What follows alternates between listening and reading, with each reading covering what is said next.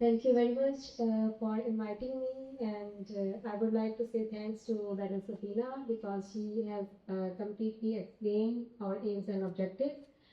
And I'm thankful to the Al-Qura organization and the teaching staff and administration staff and parents and students. I would say a very warm good morning and Assalamu alaikum to you.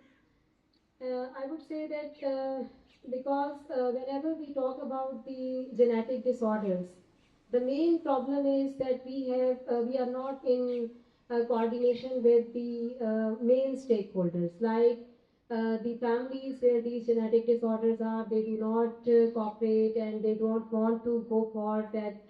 There are genetic markers. I would especially appreciate the Al-Qura organization for this, that they have taken a great initiative. And this is what that should be the nation's, you can say, priorities. Because children are our future.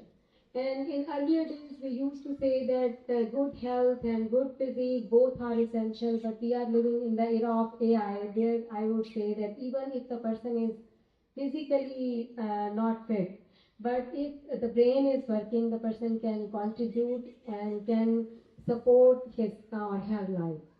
So I would say that this project is basically a step forward where we are ensuring that we want to increase the number of healthy minds in our society who can contribute and who can later they can serve as an asset for our nation and for our country.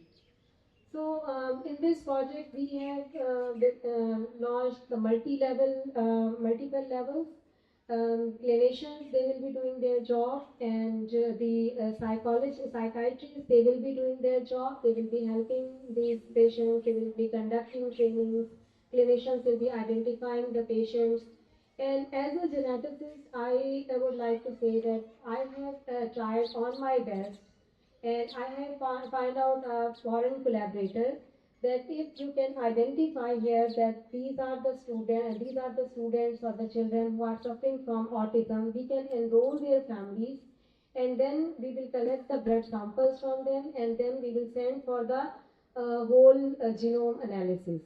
And whole genome analysis, basically, it is very costly. You can say around 1 or 1.5 lakh per sample, but inshallah, we will be doing free of cost.